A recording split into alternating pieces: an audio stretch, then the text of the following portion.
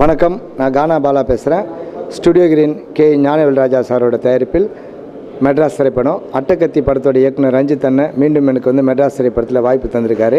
இசையமைப்பாளர் சந்தோஷ் நானோட இசையில் 2 பாடல் எழுதி 2 பாடல் நான் பாடியிருக்கிறேன். ஒரு பாடலில் நான் விஷுவலாக வந்திருக்கிறேன். படம் மக்கள் மத்தியில் பரபரப்பை ஏற்படுத்தி மிக சிறப்பாக வெற்றி படமாக ஓடிக்கொண்டிருக்கின்றது. உலகமெங்கும் இருக்கின்ற தமிழ் ரசிக மக்களுக்கு என்னுடைய வாழ்த்துக்கள். ரொம்ப எல்லாருக்கும் ரசிகர்கள் அனைவருக்கும் நன்றி.